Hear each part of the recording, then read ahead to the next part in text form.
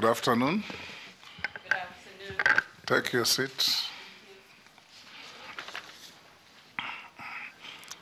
For the record, you are called Rebecca Miano, AGH. Use the mic. Yes, Mr. Chairman. Yes. My name is Rebecca Miano, EGH. Good. Welcome to this committee of the National Assembly, Committee on Appointments, to vet you or have approval hearings to assess your suitability to recommend to His Excellency the President to appoint you to the position of Minister, Cabinet Secretary for the Tourism and Wildlife Ministry.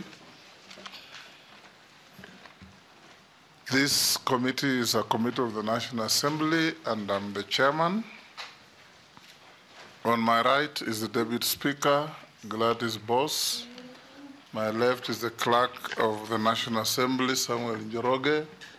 I'll invite members to quickly introduce themselves. Naisula Lesuda, MP Samburu West. Kimani Shongo. Nelson Koech. David Kosing. Gikaria David Nakruist. Masemeri. Abdul Rahim Daud. George Gitonga Murugara. Owen Bayer. Stephen Mule. Dido Raso. Mishimboko. Rehab Mukami. Caleb Amisi Saboti. Rebecca Miano, you are one of the few with the luck to be vetted twice. We did vet you just about 2 years ago, and here you are again. We'll start in earnest by inviting you to take an oath. And the oath is on the holy books, either the Quran, the Bible, or the Hindu holy book, whichever is your faith. Which one? I will take the Holy Bible. The Holy Bible. So be upstanding and take the Bible in your right hand and recite the oath. I, Rebecca Miano, do swear that the evidence I shall give before this committee on the matter under its consideration shall be the truth, the whole truth, and nothing but the truth, so help me God. Thank you. You may sit and sign to the oath.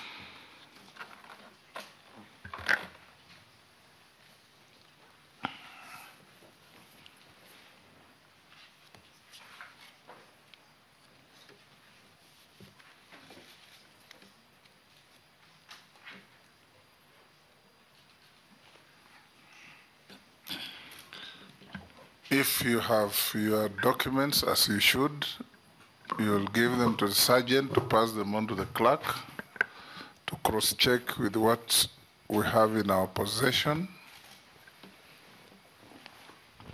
And when we are done with you, you leave with your original documents.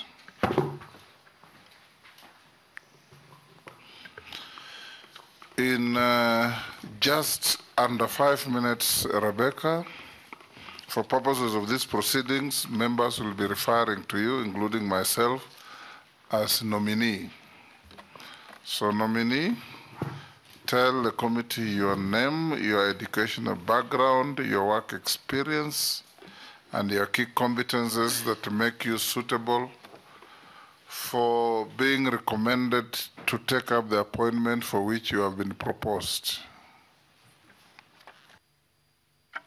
Thank you very much, Mr. Chairman and honorable members. My name is Rebecca Miano, the nominee for the docket of Tourism and Wildlife. I am a lawyer by profession, having graduated from the University of Nairobi, and also an advocate of the High Court of Kenya of good standing. I have been able to do leadership trainings at Harvard University, at the IP3, and many others. I am an alumni of Strathmore University and Navarra University, Spain.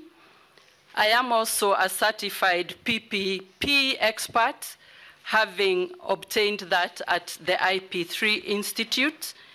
I have been trained on advanced negotiation skills and also a member of the Fast Forward Premium Leadership Group that consists of leaders in Kenya. Mr. Chairman, over time, in my workstations, I have ended up in the C-suite offices, the last one being a CEO for 5 years. And in that docket, I acquired critical skills in terms of leadership, in terms of managing organizations, their operations, finance, strategies, and I'll hasten to add that one of my strengths is strategy formulation, the discipline of execution and follow-through, and to rally teams towards work plans so that we can deliver on the mandate that we have been given as a team. I have been a legal advisor with experience of over 30 years, handling all matters legal, overseeing litigation, commercial transactions. I am very conversant with the international financing models, having negotiated financing for many infrastructure projects.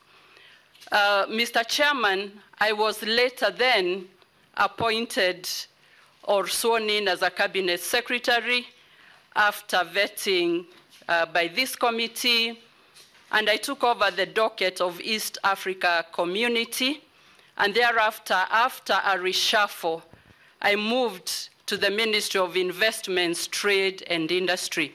In those dockets, I have come to get a deep understanding of the operations of government, the strategy and the manifesto that is being implemented. And Mr. Chairman, I feel that the competencies I have, which I have described, that is academic qualification, managerial and leadership, the technical skills, all those have gone a long way to hone me and prepare me for even another docket. I will now invite the Deputy Speaker to be the first to go, to ask you. And your answer should be concise and precise. Thank you. Yes. Mine are really not questions, but something that, issues that have been raised with the hotel industry that we'd like some assurance, should you be approved, that you will undertake. Hotel industry is complaining that the classification or star rating of hotels was last done 6 years ago. If we approve you, will you ensure that that is done in the quickest time possible? Because it's making it difficult to attract tourism. Also, there is the issue of Airbnb accommodation that has caused some security challenges. And this one will require an answer. What will you do, if approved, to ensure that the Tourism Regulatory Authority has the ability to do it, or the vision you have to do that, since it's an emerging market? And lastly, the two funds, the Tourism Fund and the Tourism Promotion Fund, what can they do to support the tourism parastatal so they can execute their mandate? Thank you. go ahead and respond. Thank you very much, Mr. Chairman. On the question of classification, it is indeed very important that hotels are classified, because then they give them world-class practice. We know that world over, classification of hotels is a necessity. And besides that, it is a requirement of the East Africa community that hotels are classified. And back here in Kenya, if we do not do that, then our guests and the occupants will be left to classify it for themselves, which will then distort the pricing, which will distort the classes.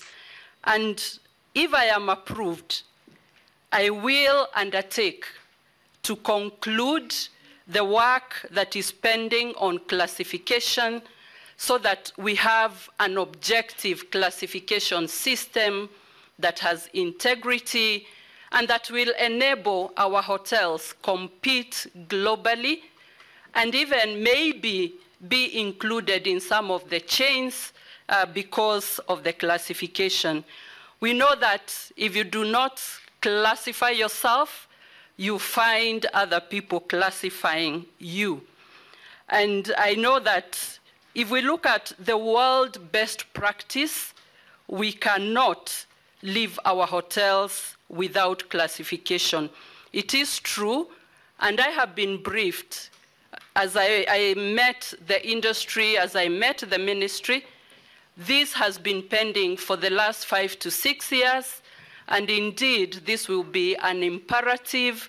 It will be a priority in case I am approved to take that docket. The next question was on Airbnb. My view, Mr. Speaker, is that the case of Airbnbs is a classic example where an industry is overtaken by the growth of the industry.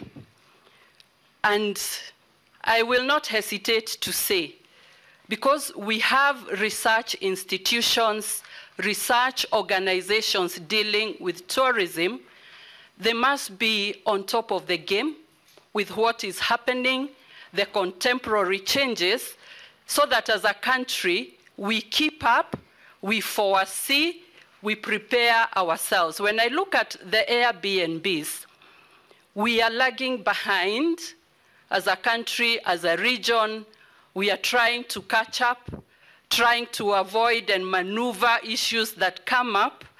And therefore, that being the case, if approved, I will ensure that this is also a priority so that in consultation with the other arms of governments, with other ministries that have a stake on this, we finalize the strategy, the regulations, any legislative and policy agenda that is required, so that we tidy up that space that is currently untidy, getting into security issues and all manner of things.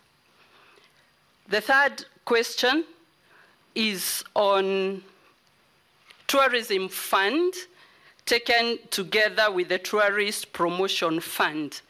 The tourist fund is the one that funds, the one that collects levies in the hotel industry, previously the catering levy, and the tourism promotion fund is the one that collects levies from travel, international travel, and local travel, and there is a specific amount of money that then is attached to the two levies. Mr. Chairman, I have looked at the information and I have been taken through. I believe that these funds give resources that should catapult the tourism sector, the hotel industry, so that Kenya is able to compete. Mr. Chairman, if you look at the Kenya Kwanza manifesto, and I was reading the manifesto, it recognizes that the tourism sector is one of the key sectors, but Kenya currently is punching below its weight. So that's a description of what we have as the tourism sector. A lot has been done, but we are still punching below our weight as a country. If you look at the numbers, Mr. Chairman, with a population of 55 million and counting, and our tourist data of about 2 million to 2.3 million visitors, that confirms that Kenya is punching below the weight. Many countries that have succeeded in tourism actually are now getting more visitors than residents, or the ratio is a little better than we are seeing in Kenya. But the contradiction that I see is that Kenya is a destination that is much better than many other destinations that are attracting very many tourists. The Creator has endowed Kenya with the weather, natural resources, people who are hospitable, and many, many other tourist attractions. But then we are still punching below the weight. So these two funds should then be structured in a way that it addresses this burning platform. I'll call it a burning platform because it is urgent. It is something we need to do. And as a country, this tourism sector will be the one that will take Kenya, among the ones that will take Kenya to the next level. And therefore, we will structure, we will organize so that the fund is able to fund the critical priority activities that are required to develop and promote tourism. Majority Leader, you have any question? She has said what I would have asked in her preamble. I have no question. Minority Leader? Okay. Naisula?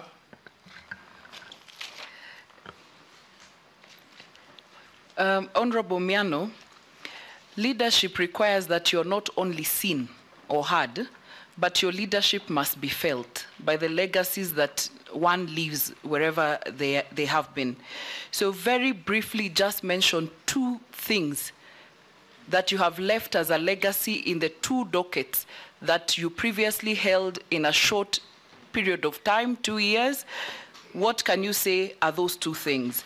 And what is the legacy you will want to leave in the docket you will hold if this committee and the National Assembly approves you? Lastly, having worked as the CS of East Africa Community, do you consider Kenya to be competitive in its tourism? There's one day I landed at JKIA. I was so happy because there were so many people from the international community who had landed at JKIA. And I was like, wow, all these people are going to Masai Mara, to the coast, or somewhere else. But then when we got to where we branch, us, the locals go, and those ones who are on transit, they all went to the transit. I don't know where they were going. So please tell us whether we're actually competitive as a country. We'll take another. Nelson? Thank you. Madam Miano, Masai Mara Game Reserve. The wildebeest migration is one of the 8 wonders of the world. There's a lot of activity, human activity, that is happening in the Masai Mara Game Reserve. I'm sure you've visited, and if you've noticed, the hoteliers there have complained of a lot of human activity. The other one is the county government of Narok recently arbitrarily increased the fee, the entry fee into the park, which has sent so many of the tourists out to Tanzania's Serengeti? What will you want to do to reverse the trend? Go ahead and answer. Thank you, Mr. Chairman. On the two things that I can say I'm proud of, I have achieved in the two dockets that I have served, in the East Africa community, arid and semi-arid lands, I am glad that we managed to make Kenya a strong partner, and our participation was visible. Because of that, we were able to resolve many non-tariff barriers so that we could have products from Kenya being taken to other countries. I remember the case of juices in Tanzania and other products. So that is one. And then the participation last year in May, public participation for the East African Confederation Constitution. Kenya was among the first countries to finalize the public participation. We went around the country explaining about the Confederation, while at it, a good appreciation across of what the East Africa community is, the positioning of Kenya, and the benefits. Under the arid and semi-arid lands docket, I took that docket or that department when we were at the worst drought in Kenya that had not been seen over the last 40 years.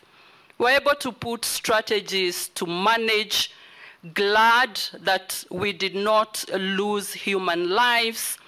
I remember, Mr. Chairman, that every time we had a cabinet meeting, the drought, arid and semi-arid lands being a contemporary issue, I always had a brief.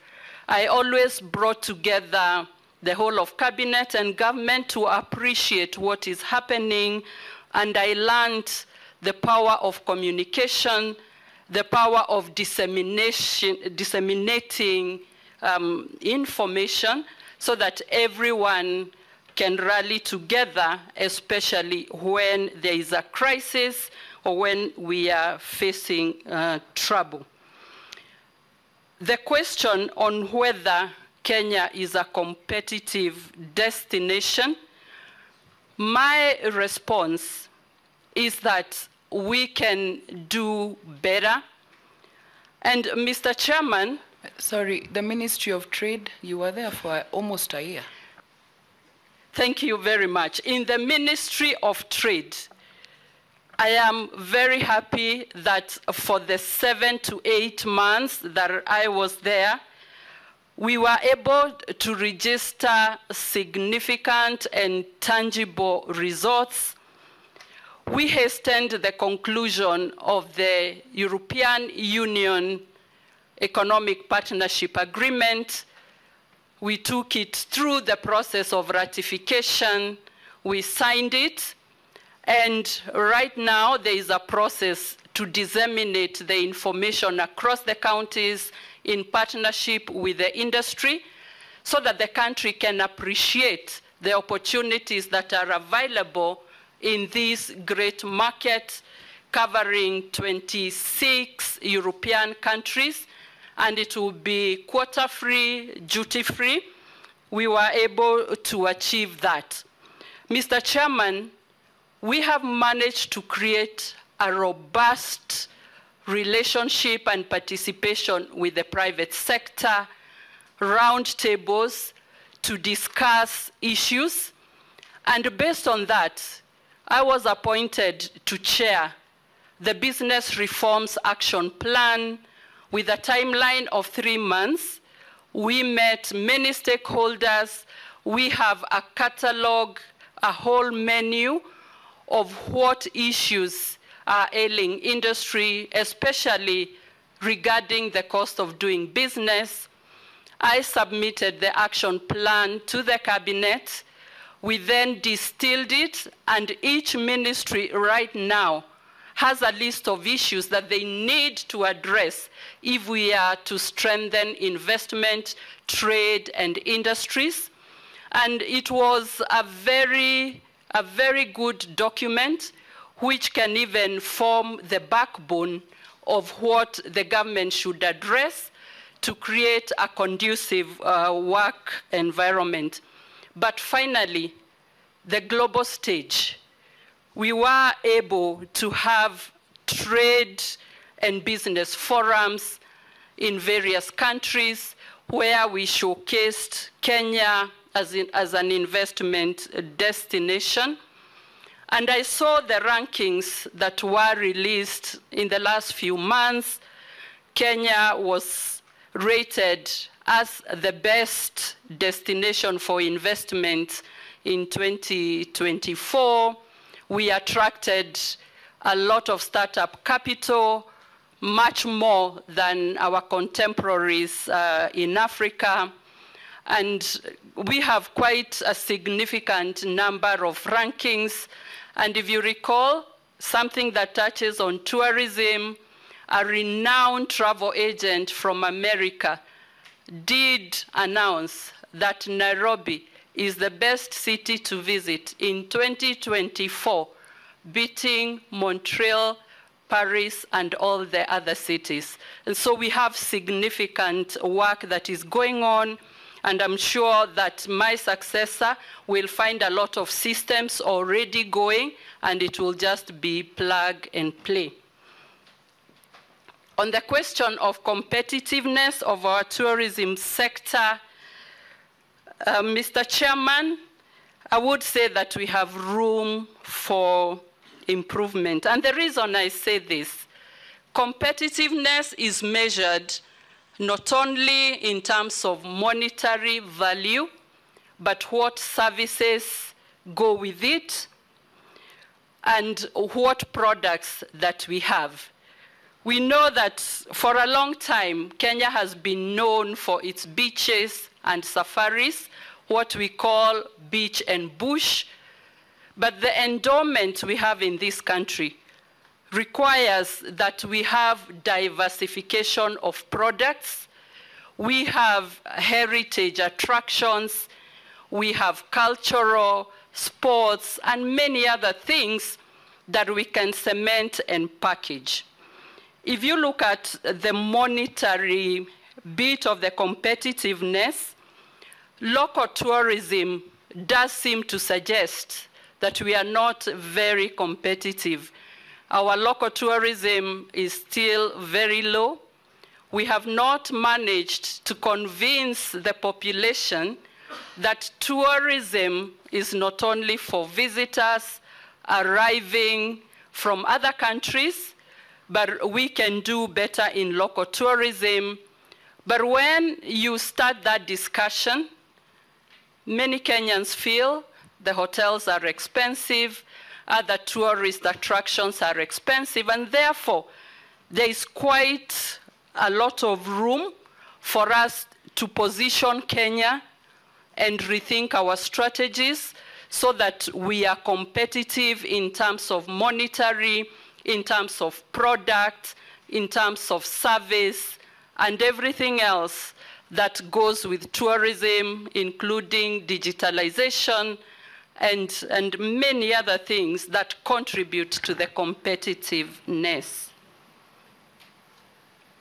Mr. Chairman, on the question of Masai Mara, and this is one of the wonders of the world. We have seen the uniqueness. I don't think there is such a park in the world. And we are glad that Kenya has that. But we are having quite a lot of challenges in terms of the numbers, in terms of the services. As I was preparing to appear before this committee, Mr. Chairman, I did meet with the ministry officials, I did meet with the sector, and had a discussion with Narok County. and I want to share with you the information I gathered, that there was a strategy, tourism strategy 2021-2025, that was formulated with the participation of all the stakeholders. Some of the findings in that strategy and that work that was done is that there are things that needed to be done to make Masai Mara more competitive. And one of the proposals that I will discuss is that the rates for Masai Mara had not been increased for the last 15 years, despite the cost of managing the parks, despite many other costs coming up, operations and maintenance. And the stakeholders in that strategic discussions did recommend that there should be a review of the rates that are applicable so that there are enough finances to develop Masai Mara, to maintain it, to modernize it, and do all that appertains to make it more sustainable. These rates, the revised rates, were to be implemented and were actually implemented from January 2024. But to clarify that the new rates that were implemented were actually slightly lower than what the strategic plan had recommended. And therefore, the rates were implemented from January 2024. The data that I have seen is that Masai Mara in this high season has been up to 90% full and counting. And Mr. Chairman, I tried to check empirical data to show or to prove that tourism have shifted elsewhere. We do not have that empirical data yet. This reporting gained momentum a few weeks ago, despite the increment having been done in January. But what I'll say, if approved, and I assume office, I will equip myself with the right information, the right data, to have an informed decision and announce to the country the correct data, so that we are not having a reporting that is disadvantaging Kenya and maybe it is not correct, so that I'll promise to have accuracy and a strategic direction going forward. Thank you, nominee. Just as a point so that you note, let's be very careful. I get the feeling that they have actually captured you in your communication. Narok County collects a lot of money from those parks. There's nothing to show for it. In fact, you shouldn't have gone to the ministry to fact find. You should have done it independently. The fact that you went back to the same ministry to ask, I can tell you for sure they are colluding. Just take your own independent research and find out exactly what is happening in the Masai Mara Park. There's a comment. Posing, anything? Kikaria? Honorable Chairman, you know, recently I've seen so many transfers of game reserves, national parks, from the national government to the management of counties. How many apart from Amboseli? Okay, let me say that one, Amboseli. Now, is there a policy guideline on how these transfers should be done? And I'm saying this in line of whether, like transferring Hell's Gate or Lake Nakuru, for purposes of the county, giving license to fishermen in Lake Nakuru, which is a very big business that is being done illegally. Thank you, Chair. Yes, nominee, let's take one more, probably two more, and try and give short answers, so short and clear. Mary? Thank you, Chairman. Mine is also one and very short. And I'm picking it from the statement from the nominee that Kenyans feel hotels are expensive. And I can't agree with you. I agree with you totally.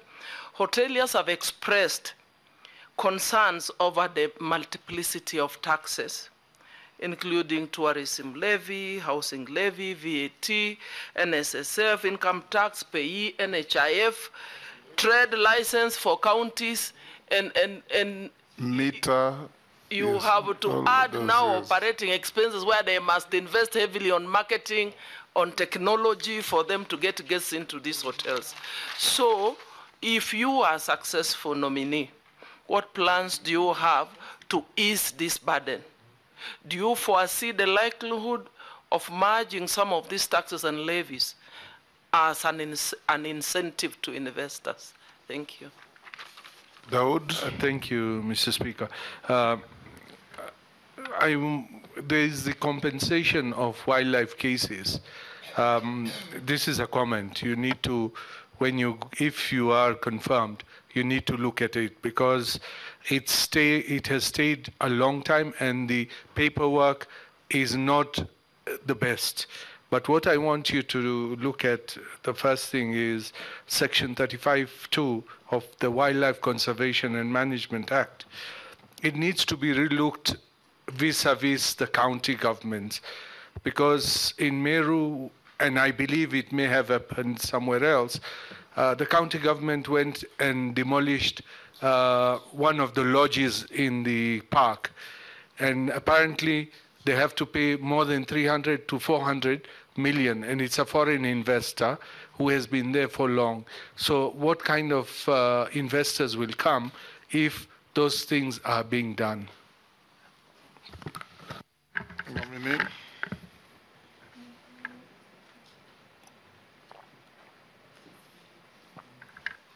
Thank you, Mr. Chairman. The Wildlife Management Act actually stipulates and spells the role of the two levels of government, the county governments and the national government. And on the issue of transfer of national parks, I am aware that there is a task force that was formed to look at these matters, the merits, the demerits, the regulations, the processes, and the procedures that will be used in case of any transfers like Amboseli and any other that may be in that category.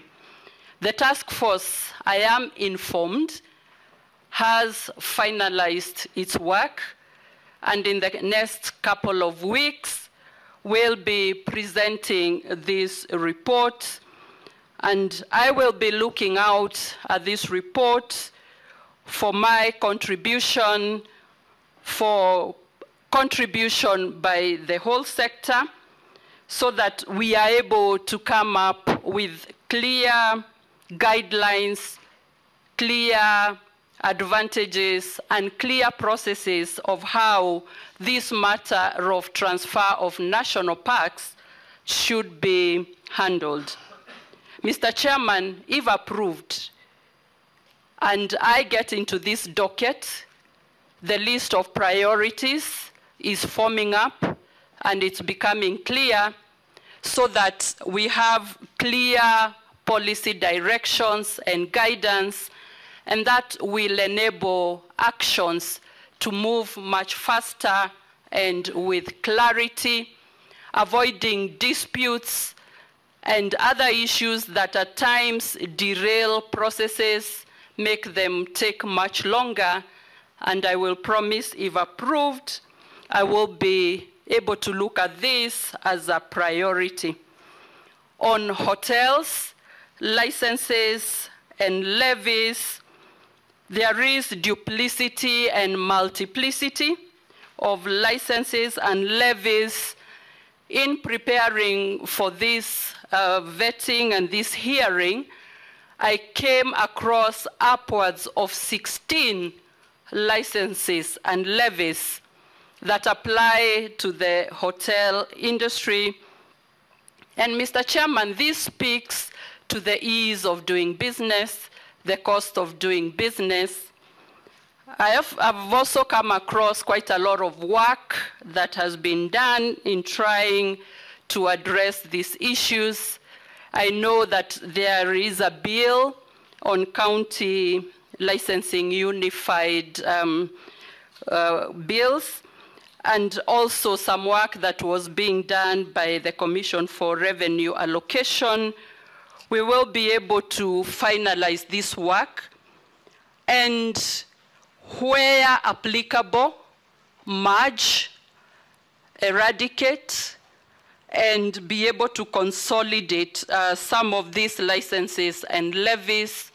We can use technology, but of course is in consultation with the stakeholders, including county governments, so that we support our hotels, which form one of the anchors to our tourism, so that we can develop and promote the tourism.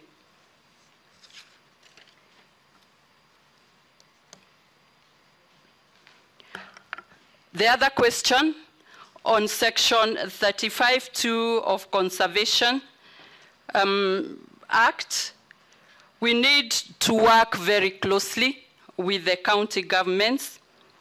I believe that under that section, we need to come up with clear procedures that will be followed and guidelines so that we are able to attract investors that will take up the opportunities that are so much needed. We require to upgrade our infrastructure in terms of hotels and other tourist attractions, and we need a very good coexistence between the conservation areas and our tourism. The conservation areas form the backbone, and we need clarity. I have realized that many of the issues that face many industries, including the tourism industry and sector, all are due to lack of enough clarity in procedures, in regulations and processes. Mr. Chairman, if approved, just like I have done in my other assignments, I promise to bring a lot of clarity, streamline processes so that we get efficiency. Murugara, anything? Owen? Thank you, Honorable Speaker and Chair. I just want to ask one question on problem solving, another one on policy, and another one on strategy. No. Okay. Either one, or at the very most two. I will put all of them in one question. One, our nominee, my question is, how will you solve the problem of the Ronald Ngala Utalii College, which was a legacy project by the late President Kibaki, but up to today, we are still waiting, and it is actually affecting the tourism sector in terms of training. Also, in the same breath, our nominee is to ask you, what is your take on the open sky policy in terms of promoting tourism, given that you need infrastructure, you need people to fly into the country, and probably you need to expand that space. And countries have benefited so much from having what we'd call tourism social, economic zones, special economic zones. And these countries have developed special economic zones specifically for tourism to ensure that tourism moves forward. As you take, if approved a nominee, how will you uptake this idea, develop special economic zones, just like you have handled special economic zones in the Ministry of Trade, but now transfer that into tourism and expand tourism so that we move to double-digit growth within the tourism sector? Thank you very much, Mr. Speaker, for that one question. Yes, Robert. Thank you, Mr. Speaker. Nominee Rebecca Miano, Kenya Kwanza regime have arbitrarily raised the cost of government services across all sectors in the recent past. And recently, they increased the park charges very, very significantly, making it, of course, expensive for local tourists and probably even discouraging some of the foreign tourists whom we have lost to our neighbors.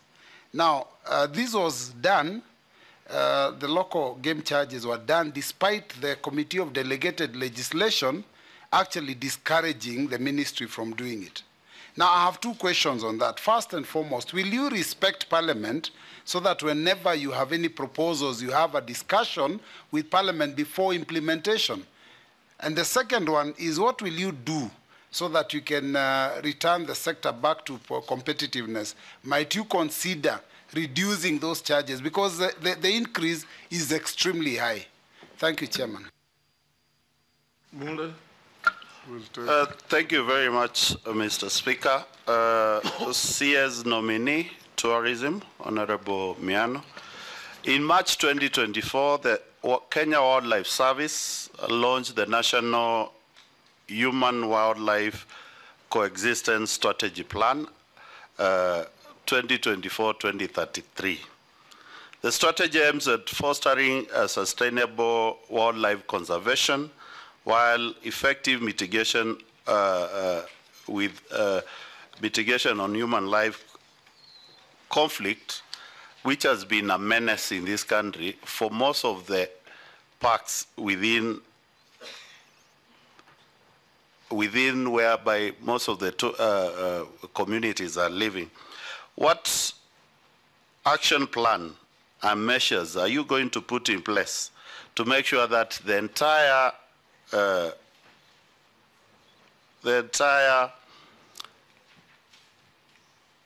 national strategic plan is implemented in totality? And how do you envisage, not thinking on the normal parks we are looking at, that is Tsavo, Masai Mara, there are also other destination areas in this country which need to be opened up for new corridors to attract tourism. We want to hear that from you. I rest my case. Go ahead and respond.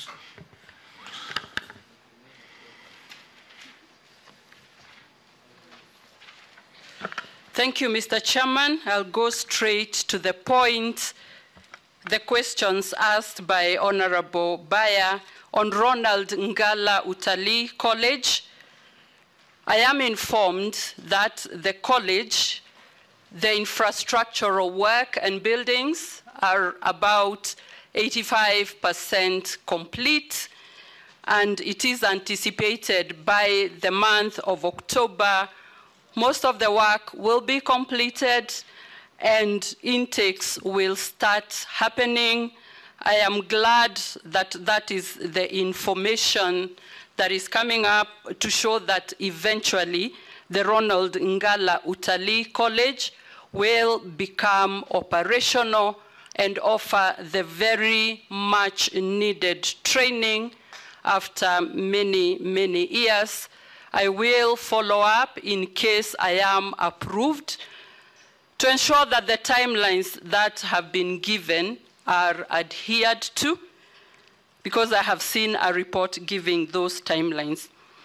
On the matter of open sky policy, I've seen a lot of discussions with the Ministry of Transport, and learning from my experience in the trade docket, we need to move away from open policies, open trade, open skies, and work on strategies of easy access, enough access, robust access.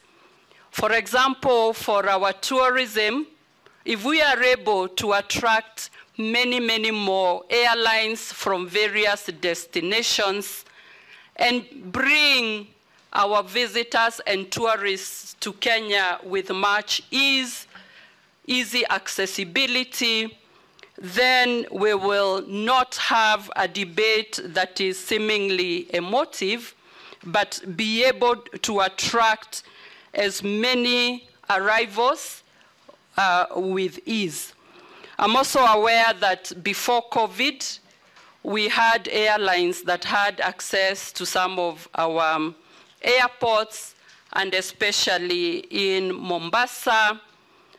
I do believe there is merit in working with those so that we can have a lot more access and visitors being able to access our country, not necessarily through Nairobi, Jomo Kenyatta, but the other airports.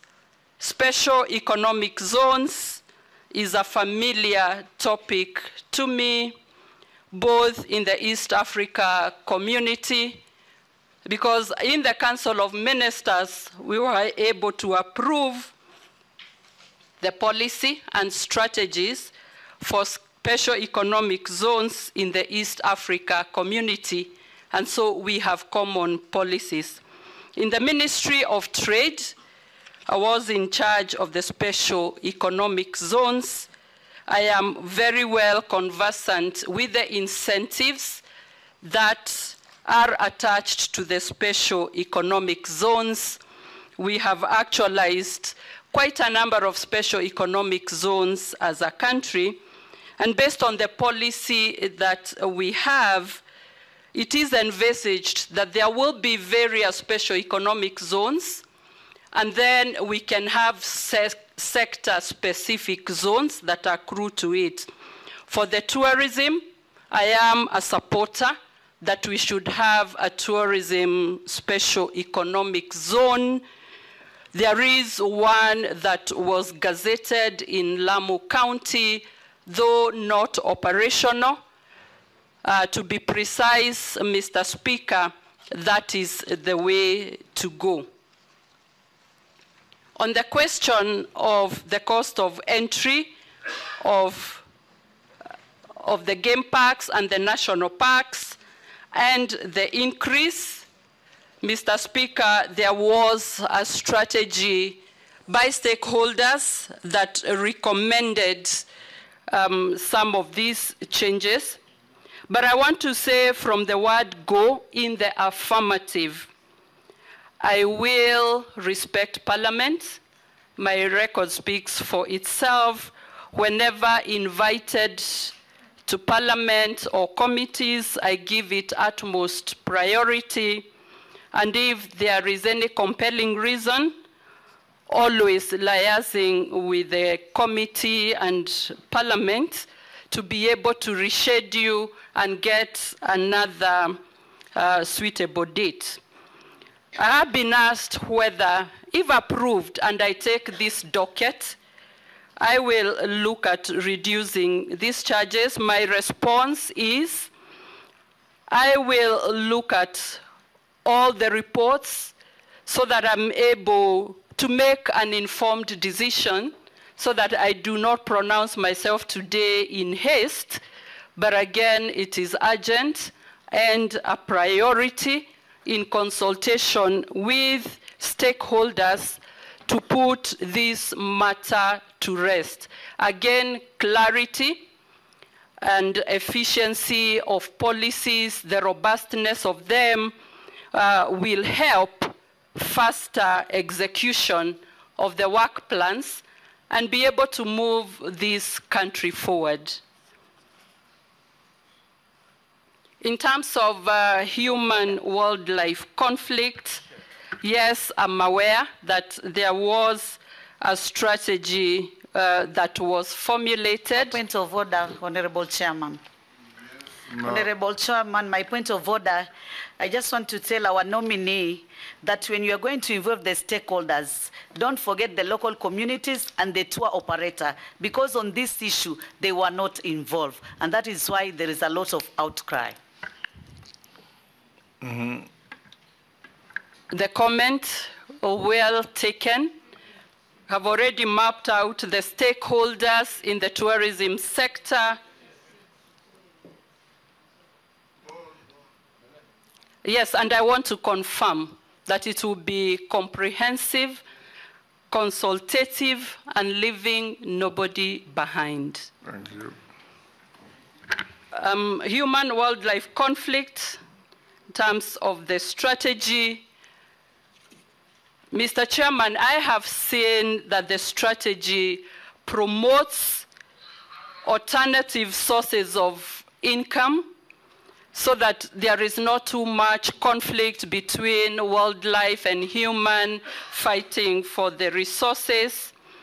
I have seen it is necessary to have fencing and just secluding the conservation areas. We need a lot of civic education and information on the coexistence between human and wildlife. On the matter of compensation, we need to streamline the procedures to make them more efficient, to improve governance so that the people affected are compensated on time, with integrity, correctly, because we do know that at times very delayed compensation does not even help the situation. And so this is one of that will be a focus area in case I am approved, together with the suggestion or the comment on attracting new corridors for the animals. And Mr. Chairman, this docket is starting to be very exciting, looking at what lies ahead, what as a country we can do to make it robust. And if there are any other manifestos or later manifestos are written, Kenya will not be punching below its weight. And that will help us to have increased our tourists, conserved our wildlife better, increased our foreign exchange earnings, created jobs. And if you imagine all the benefits that will accrue in streamlining and transforming and positioning this industry and this ministry to the position it should be, there is a lot of hope and a lot of promises in regard to this industry. Thank you. Russell? Thank you, Honorable Speaker. I'll just ask one question. Madam Miano, those communities that live close to wildlife sanctuaries have suffered, but this time round, what I want to hear from you is leadership in terms of what benefits is likely to accrue to them for actually preserving that wildlife and also not interfering with the sanctuary in terms of giving them water, scouts. There are many things that I'm sure those communities would want, not just the fence that will protect them. Maybe I will just want a comment from you. Thank you, Honorable Chair.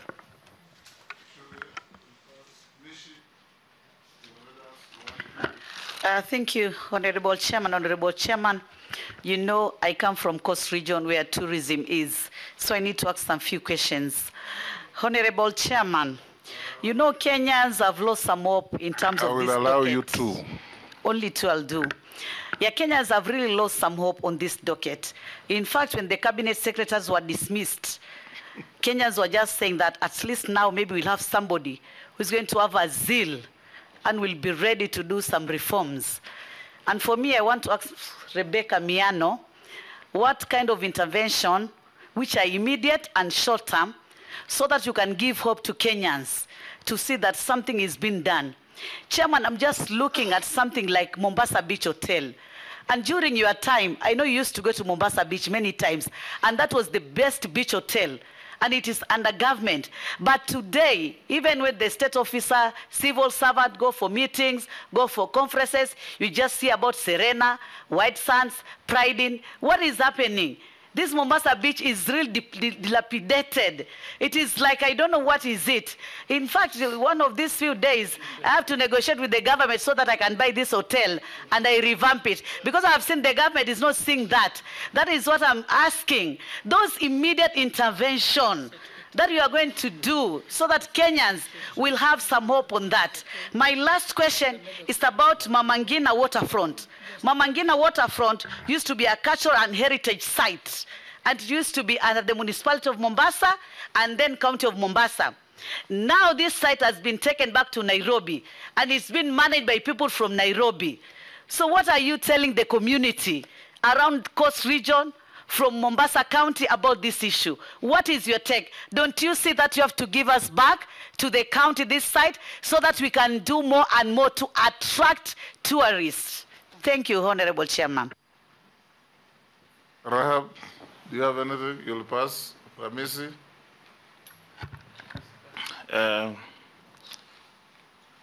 Mr. Speaker, I have some information I've been sent by a senior citizen on touching on nominees' credibility. So I'm requesting if you allow me to read, maybe she can respond or clear the air, though maybe it's not part of our records. If you don't, then I go to my question. Do you allow me to read? Okay. So, Honorable Speaker, Kenya, rich heritage. From where I sit, I don't think that is fetching from the world tourism market. When you see government officials visit on benchmarking, they'll go to Thailand, Dubai, European states from the historical sites. And then they come, they just wow at the tourism attractions elsewhere in China, and they come and sit. Tourism in the modern times has gone through a lot of innovations. There are different sustainability measures on the tourism, but in this country, we are just on Masai Mara, coast beaches, and all that. If you look at the statistics on why people go to Singapore, for example, they don't have all those natural resources that we do. But it's about innovation, modernizing tourism. That is some aspect that I have not seen in this ministry. We are on the traditional, tired, we are not innovating on it. What is these new things we are going to see from your ministry going forward? Thank you. Thank you. Nominee, you can answer Honorable Mishi and Amisi. Thank you, Mr. Chairman. I will start with a question on the arid and semi-arid lands. I served as minister in the arid and semi-arid lands, and therefore very well conversant with the issues, the benefits, the challenges that face the arid and semi-arid lands. Happy to note that most of the animals, the wild animals, 70%, actually almost 90% are found in the arid and semi-arid lands, 70% of the livestock, most tourist attractions, conservancies, and this is one of the frontiers of development in this country. And having worked in that ministry, the policies that we were putting in place, discussing with all stakeholders, and especially development partners, of how to shift the conversations from the traditional conversations of how to support these areas in terms of drought, but to bring real development and have contribution to GDP much more improved. But on some of the strategies and actions that I will take, because I believe the communities must benefit, is to offer leadership in the conversations and discussions about benefits sharing of the resources that are found in those areas, increased economic benefits, development of infrastructure, benefits in terms of security, and even other alternative sources of incomes and activities, working together with the relevant ministries, the Ministry of ESC, Ministry of Water, Agriculture, a whole of government approach. We continue giving a focus on the potential of the arid and semi-arid lands, because these are lands that are very well endowed with resources and many other advantages. On the question of the coast, Mr. Chairman, our coast area is a jewel. We have not scratched the surface yet. The potential there is able to move our tourism to levels that we can only imagine. The beaches, the culture, and other exotic tourist products that we have are all found at the coast. The cruises and many other attractions. I want to commit that working together with the counties, we should work on identifying the niche tourist attractions, be able to form a circuit of the coastal counties so that when our visitors come, they have a full experience, be able to take advantage of what our coast has to offer. We need to have good infrastructures, our hotels in good order, more investments in hotels and other tourist infrastructure. We continue to make our coast area as a premier and best tourist destination in Kenya. We know that we also have some cultural sites. We have seen the Mama Ngina.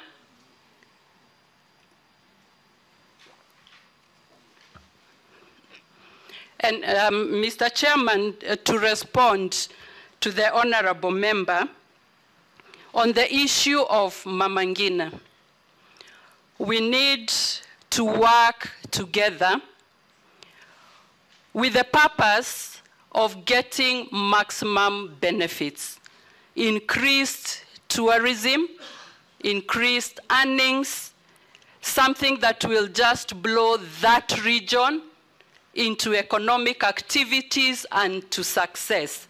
And therefore, reason together, consult with the counties and see the formula and the strategy that will achieve maximum benefit for this installation.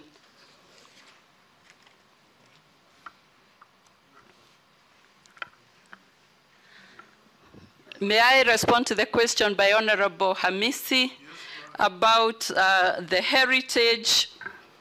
Again, we continue saying in terms of tourism, Kenya is punching below its weight.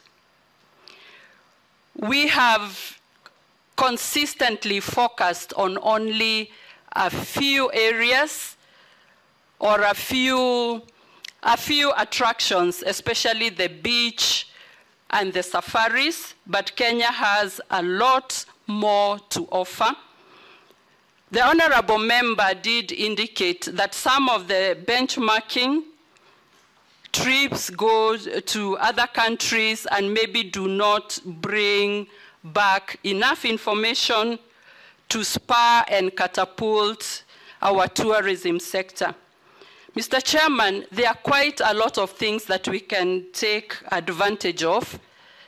The first one, we now know that our highest visitors and tourists are basically from the USA, followed by Uganda. And while I mention Uganda, Mr. Chairman, we used to have a lot of Ugandan citizens wanting to bring their functions at the coast, the beaches, weddings, anniversaries, but we got into a little issue with our systems and the Attorney General's office, and that has denied the country a lot of revenue that we used to have and marketing Kenya as a destination. What was the problem? When under the East African Community, we have a protocol on free movement of people, goods, and services.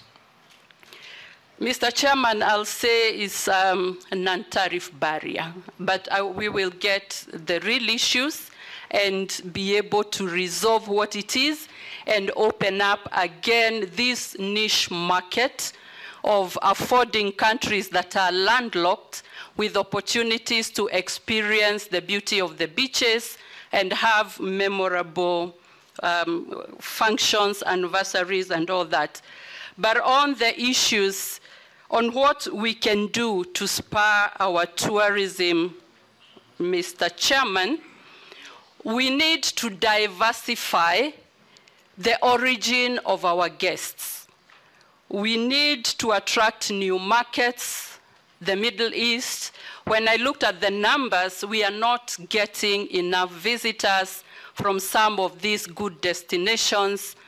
The East, Japan, China, we need to diversify the source of our guests, while at the same time, diversifying our products so that we can do a lot more. As I finish, Mr. Chairman, branding and communication in our tourism has to take the center stage. We must package our country as a product to be consumed, produced, packaged, sold, and consumed. And so we should not spare any effort. We need also to take advantage of innovation, technology. I have seen information that we do not have a one-stop shop digitally where tourists can visit and get all the information they need, and that will also be a priority so that we can package our country. Mr. Chairman, recently, Kenya was ranked as #1 in the world in use of social media and use of technology. If we convert such abilities and rankings to sell our country for tourism, I think we will take this world by storm and attract a lot more tourism and a lot more visitors in Kenya by marketing aggressively. And when we sort our brand visibility, our visibility index, I think we have what it takes to brand and market Kenya as a near-round destination for tourism, and not just the peak and low season. Point of order, Chair, on a point of order. Yes, sorry, yes. On a point of order, Chair, because I missed the opportunity to ask a question earlier, but from what now CS Miano is saying, she's elicited a question from me. You have severally repeated that we are punching below our weight as a country in matters tourism. And you've said branding and communication is what will take our tourism to where we want it to be. You've also asserted that we can use alternative media like social media. You said we were ranked #1 in use of social media. Yes. So members asking, is it use or misuse? And from what I hear, Honorable, and by asking, it's actually use of social media. Use, yeah. Not misuse. but it could also be misconstrued as misuse depending on how it's used. I want you to focus on the positive use of social media. And now that you are saying we are punching below our weight, how then, as a cabinet secretary, are you going to leverage on that strength by young Kenyans? One, to create employment for them in terms of using, and I'm thinking about content creators, to positively use their time on social media to market our country and make an earning for themselves, and also in branding and communication. And may I also put it to you that, and I have in mind a question I had asked to the nominee who was here before you in the ministry, that you are in trade and industry, that you failed the people of Kenya in communication when you are Minister for Trade and Industry. And I said that in view of the good things that you know of that were supporting our manufacturing sector in the finance bill, but we never saw your ministry anywhere communicating to Kenyans the positives that came with that finance bill. Are you telling the people of Kenya that we will now continue punching below our weight in terms of communicating, or will you, finance bill, Junet wants to say that finance bill is treasury. Far from it. It is an omnibus bill that included a whole package of very positive things that the CS nominee knows on matters to do with manufacturing. So I was asking, will you be punching below our weight again in tourism? Because it's true what you say, tourism is about branding, communication. Why would a small country like Rwanda be beating us in terms of branding and communication and advertising around the world? If I take Chairman, this is... Sorry, Chair, I said, let me withdraw the country. I don't want to get into trouble. Smaller countries and smaller economies than ours. Chairman, this is linked to what Honorable Ishungo has said, and I just want to say that Kenya is renowned for its exceptional athletes who compete on the international stage. If appointed, how do you plan to leverage their achievements to promote Kenya as a premier tourist destination? And what strategies would you implement to integrate sports marketing? There is sports marketing with tourism promotion to enhance our global reputation and attract more visitors. We have seen a cabinet secretary in the past use an international figure to market Kenya, while we have our athletes and we also have sports who can be used to market our country. Also, they are known, Honorable Junet, and they can run. Secondly, tourism benefits often do not reach marginalized communities, including indigenous groups and people living in rural areas. How will you ensure that tourism development is inclusive and that these communities receive fair benefits from tourism activities? And lastly, just on that, tourism can sometimes lead to the commercialization or misrepresentation of local cultures. For example, the Maasai culture, Samburu culture, is often showcased in tourism marketing materials, but there are concerns that their culture is sometimes presented in a stereotypical or superficial manner, and some people using their photographs without their consent and making money out of them. And also respond to the issue of e-citizen. When we use it to pay money at the parks, is it that Kenyans, we are slow to accept change and technology, or was it implemented without good communication and without testing it first whether it works? Chair, if I just a quick one. 1 minute. You've had your share. 1 minute. But Chair, you are allowing this order, to ask and then everybody will talk. Speaker, that is Speaker, don't open that door, please. From our electorates. Yes, Owen. Yeah. Chair, I thought we had agreed one question. Speaker. I also had This is important. This is important.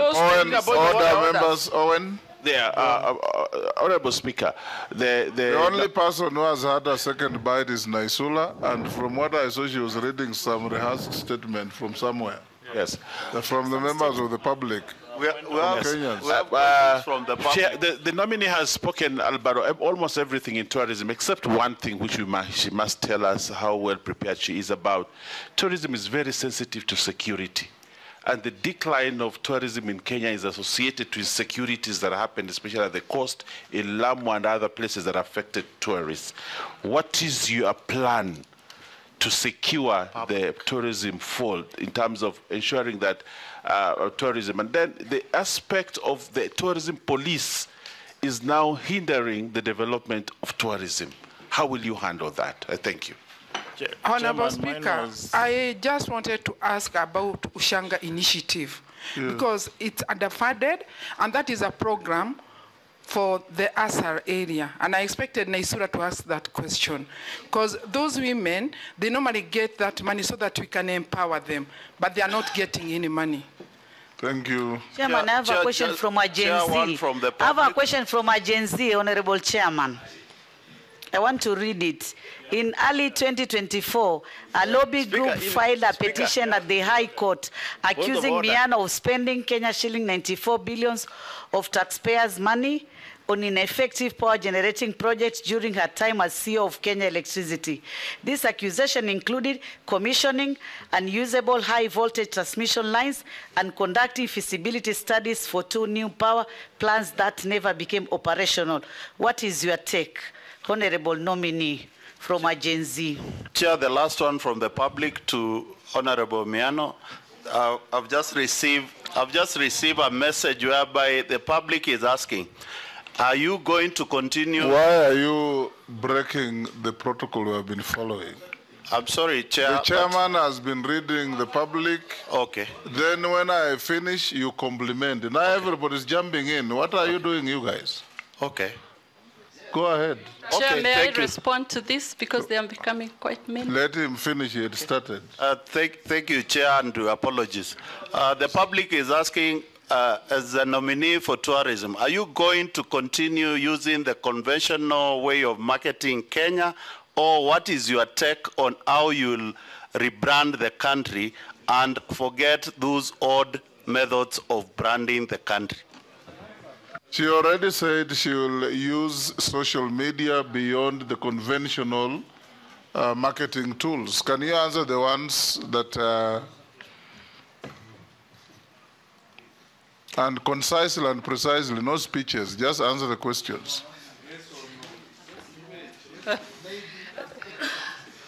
Mr. Chairman, let me start with a question by Majority Leader, Honorable Kimani, about the branding, but start to clarify that punching below its weight as a country is documented in the Kenya Kwanza Manifesto.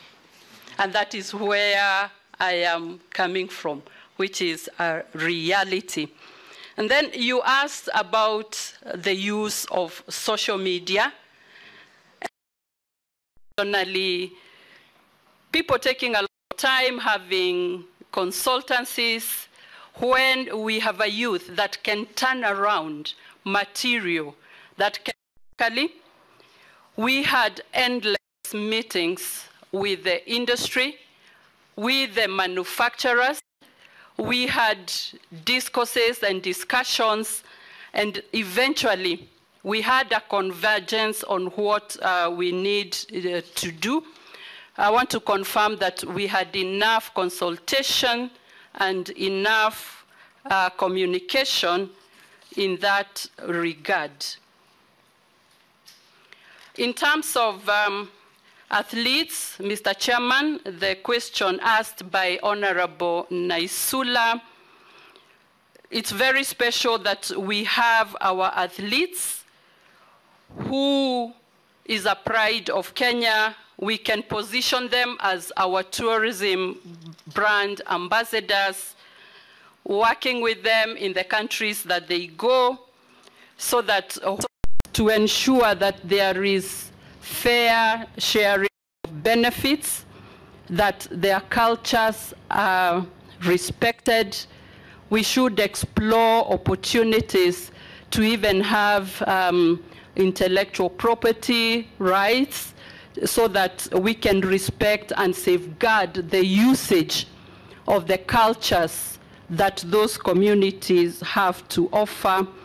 I believe they need to benefit in terms of the ripple effects of tourism, offer economic activities, offer employment, so that it is a win-win situation in the country.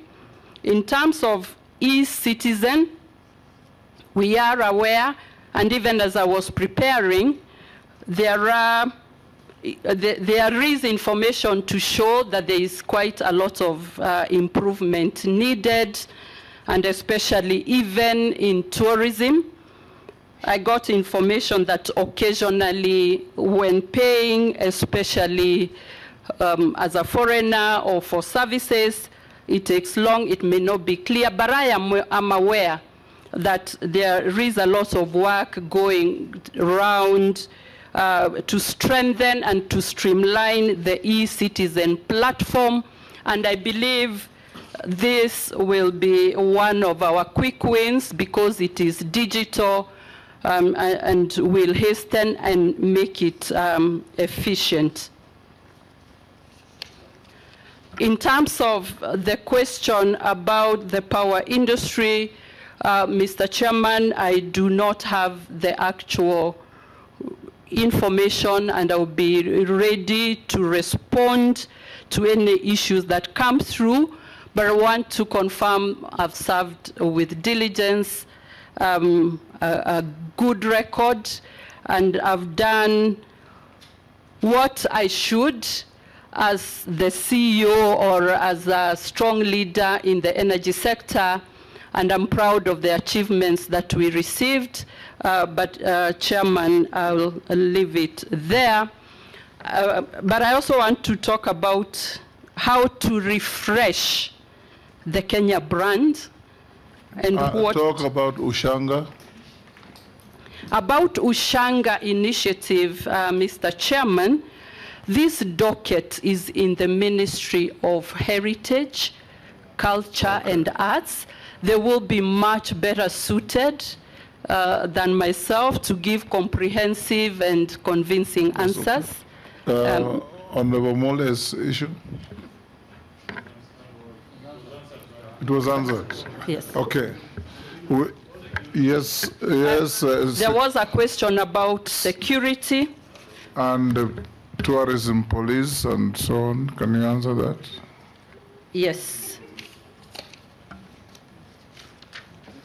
Yes, Mr. Chairman, the executive order number 1 of 2023 that organized ministries, there was envisaged a creation of National Tourism Service, which has not been operationalized.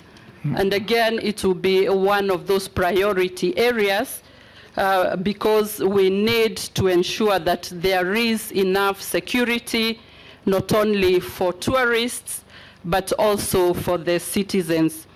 I will also propose that we take advantage of technology, the closed circuit TV, CCTVs for surveillance. We work with communities to disseminate matters of security, and that it is a collective responsibility for all of us, working with the relevant ministries and state departments that handle matters of safety, so that our tourists then come and get the product that they came for. Tourism is the product that sells joy and adventure, and security easily kills that reason why tourists visit, and also working together with police so that they become enablers and facilitators and do not hamper our security. We need community policing, also information to the tourists on security briefs. And I want to say that there is a lot that can be done, tangible activities to enhance security and safety in the tourism sector. Jeanette? Mr. Speaker. I'm giving Jeanette because he didn't ask any question. You already asked questions. Yes, Jeanette? No, Mr. Speaker, I wanted to say that my constituency borders the Masai Mara. So I have a lot of information from there which I wanted to share with the committee and bring to the attention of the nominee. Mr. Speaker, for example, between the Mara and Serengeti, there is a lot of interconnection. The government sometimes, I don't know whether they are serious about tourism, because there is an airstrip in Migori which was tarmacked recently. When the tourists come from Nairobi, they land in, let's say, Kichwatembo in Mara, then they are connecting to Serengeti. Mr. Speaker, they are lifted from Serengeti, from Mara to Migori, then they disembark, they get into a bus, they go to the border in Hispania so that their passports can be stamped, then they are brought back by a bus, then they again board, then they go fly to Serengeti. Or they fly from Mara to Kisumu, just for immigration services only. And they are around between 5 and 10 flights every week. So sometimes I wonder whether we want to make people comfortable or we want to make their life difficult so that they disembark, go to the border, just stamp his passport so that he can go to Tanzania, then come and board, and then go to Serengeti.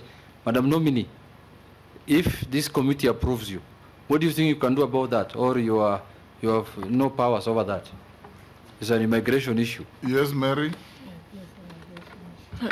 Honorable Chairman, this is from a Kenyan, and I think it's a Kenyan from Busia.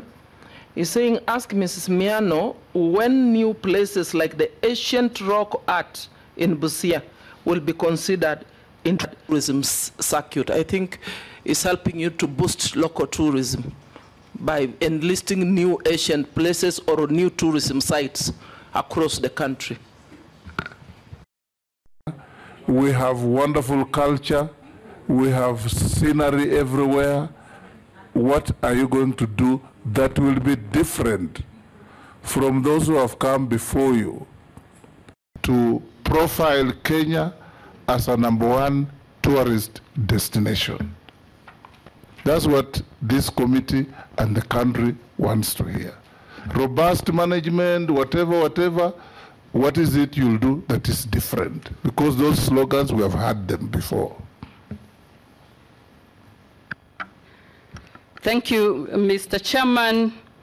Tourism is a great exchange earner. Currently, it's not the first, as it should. It's #3 in exchange earning. And we have an opportunity. I believe the tourism sector is easy to turn around, much easier than others that require a lot of work. Mr. Chairman, what I will do differently is to know that people support what they believe in. We must then use our citizens, use the local people, our fellow Kenyans, to take the pride of Kenya and market it ourselves. I believe if we do that, we get the patriotism, the love of our Kenya, and then we give opportunities to the people with the talent. And by the way, Mr. Chairman, all the employees in the tourism sector and hotel sector are 80% youth. That is a low-hanging fruit. If we partner with them as individuals, as corporates, as companies, and support them fully, and we tap into their creativity and their prowess, I believe if I take that trajectory, we will see numbers. And Mr. Chairman, 10 million is still below the weight of Kenya.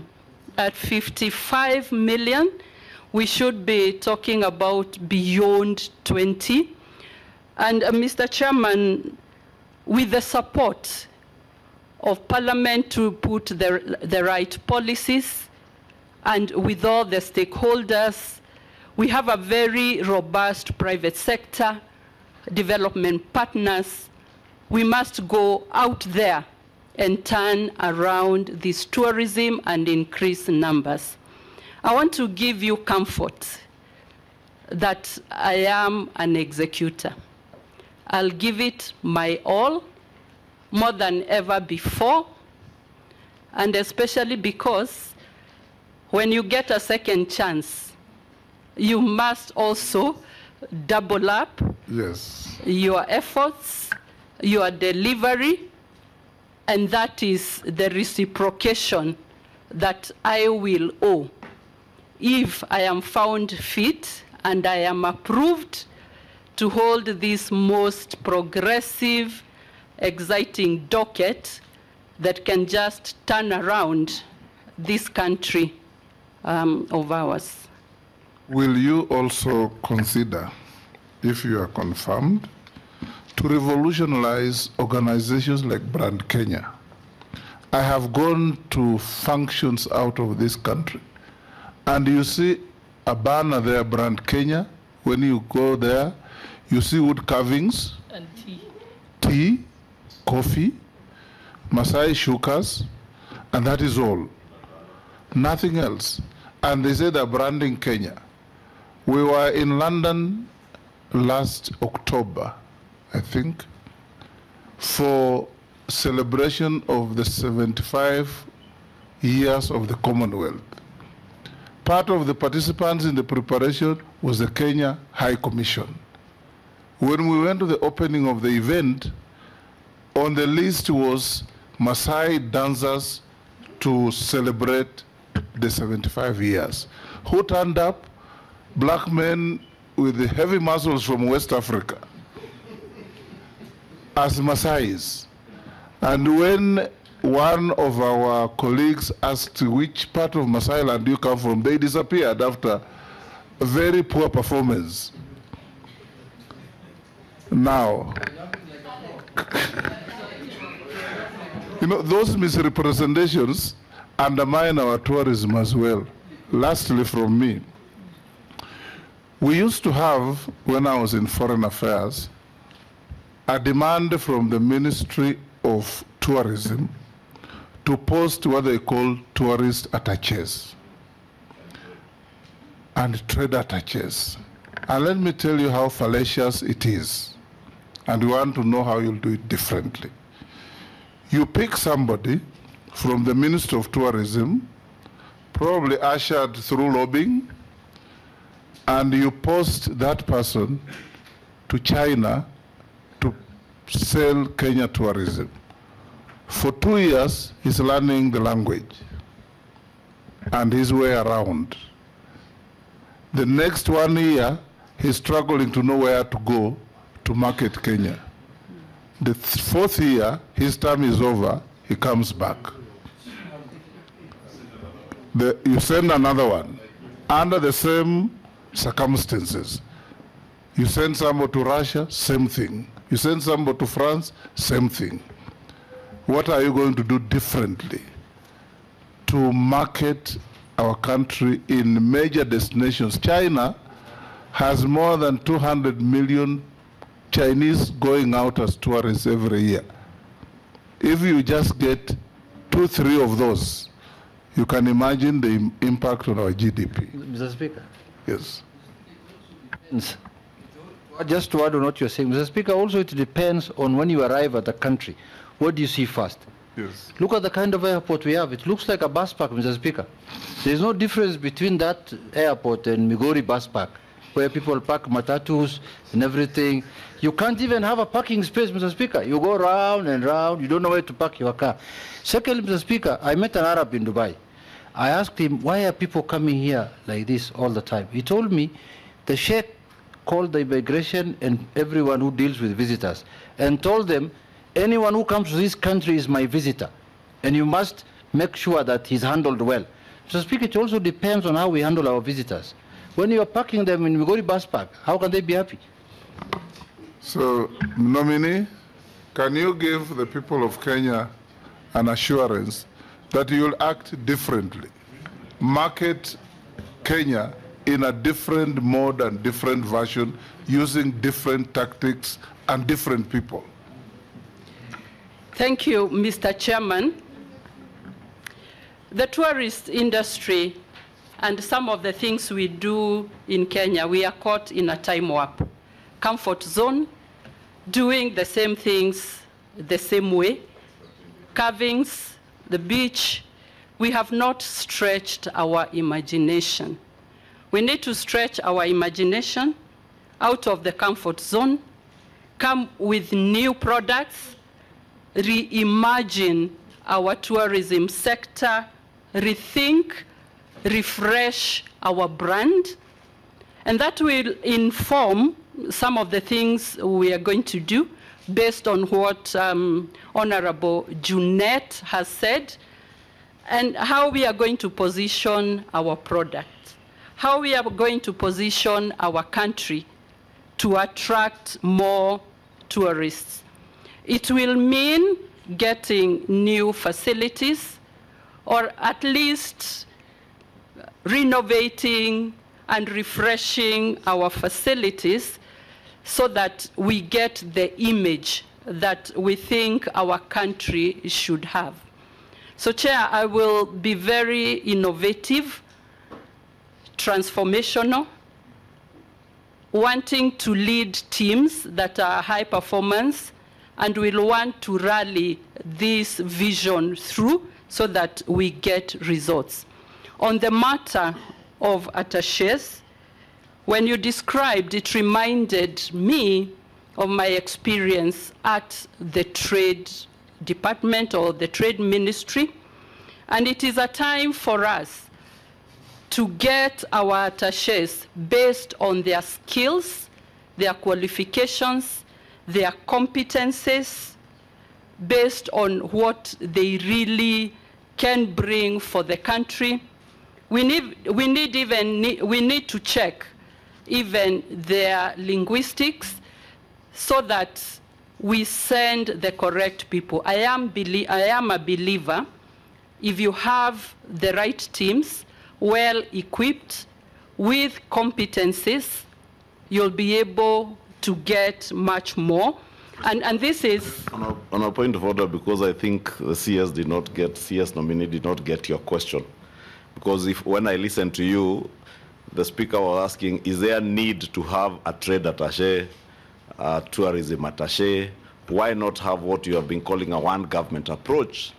Whoever is at a mission has the capacity and ability, and you're able to train them on how to market tourism. Because from what the speaker was saying, the example he gave, you send someone, it takes 4 years moving around China. Why not use the ambassador in China to market Kenya, to market Kenya as a tourism destination, and even use their locals there with the branding you are talking about? Mr. Chairman, if we get the right people, they are likely to do very well in multi-skilling. There will be no distinct or dramatic difference from an attaché who can do trade to the one who can do tourism.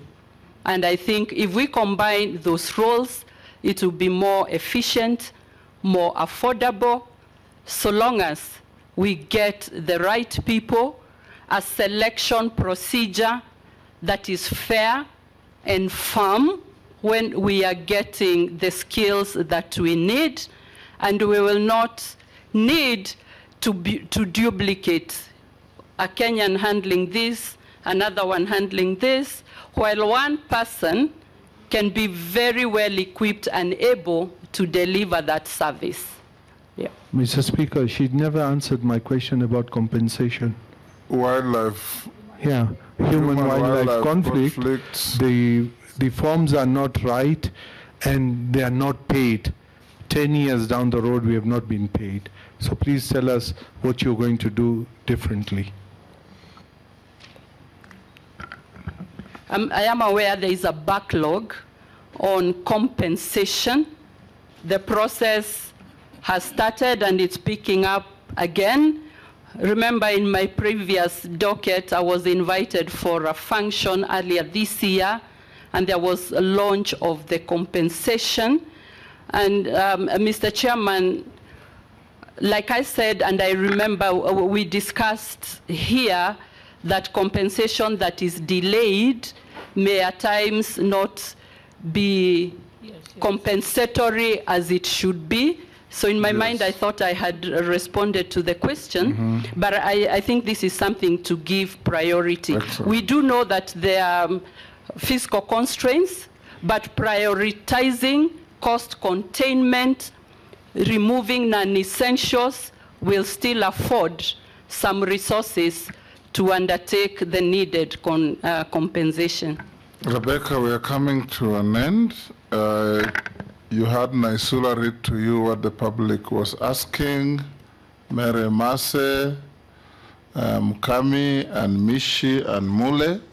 There are a few more from the public. What plans will the nominee put in place to ensure challenges of open skies are solved? I think that was asked by Owen. You don't need to answer. What are somebody asked us, what are the qualifications for one to work as a tourism driver? I think that one must be. What plans will Mrs. Miano put in place to ensure there's clear database of all Airbnbs operators, as well as mitigate the challenge of conflict of interest between hotel keepers and Airbnb's operators? That one you had, I think, answered. Tourism sector has several statutory funds, such as Tourism Fund and Tourism Development Fund. I think this was asked and you answered. There is widespread concern in the local hotel industry regarding the impact of current budget cuts on domestic travel and hospitality in Kenya. What steps will be taken to prevent further shutdowns and staff layoffs in the hotel industry? And then the government of Kenya still holds substantial shares in hotels like Hilton and other lodges. If appointed, what can we expect from CS Miano in terms of GOK shareholding in non-performing hotels and in safeguarding public funds? Those that you have answered, you can skip. Yeah, just probably the last one.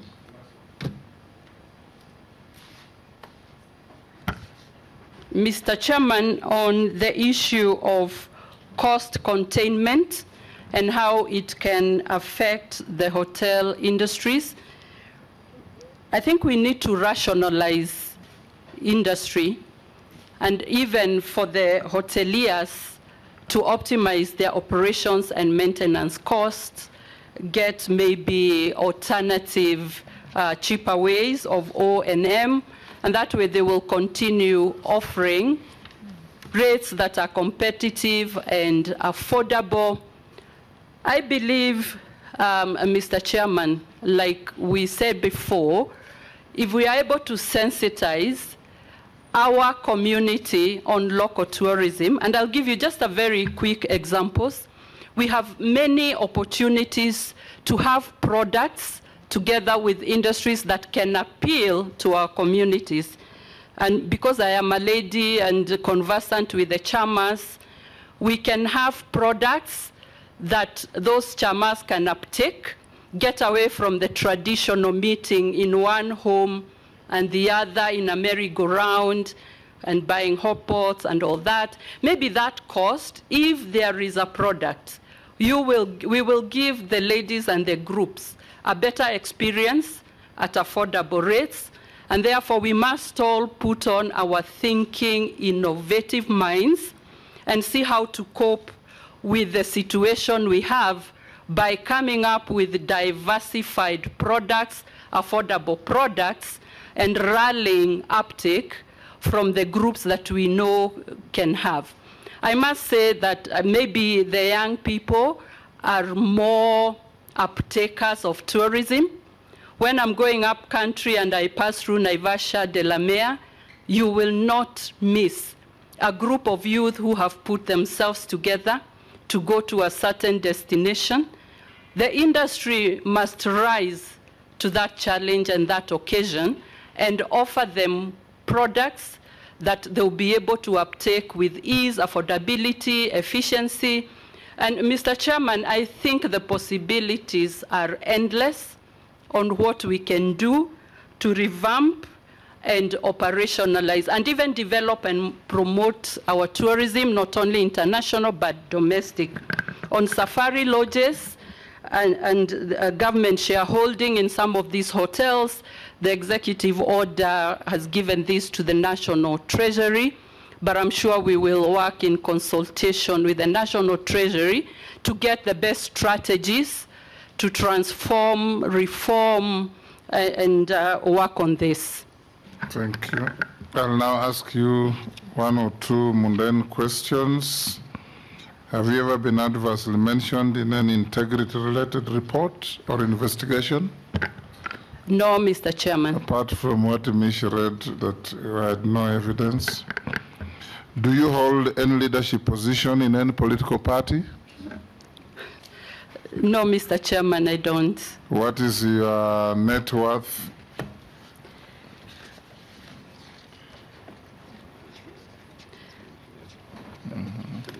Mr. Chairman, my net worth is 444 million shillings. 444. How much were you worth when we last vetted you? When you vetted me about 22 months ago, my net worth was 397. Mr. Chairman, I have not increased the assets, but what I have done is to revalue modestly the properties, taking into account the appreciation. And that's why it is unrealized, but it is an effect of valuation to be on the reasonable side of things. Mm-hmm. Good. We have looked at your documents and compared with what we have. They are in order. We received 21 memoranda on you, some supporting you, some saying some things that we passed on to you, and your responses were all satisfactory. We now want to wish you well and release you to go back to your other engagements.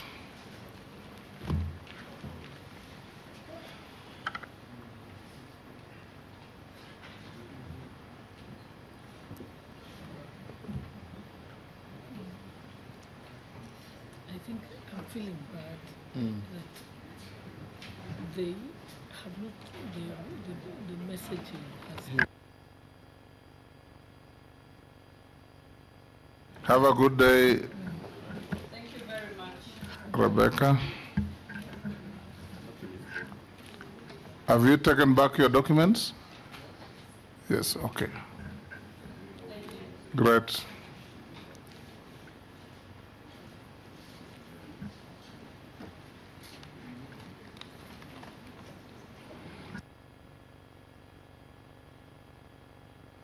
The 5 honorable members will resume at 4.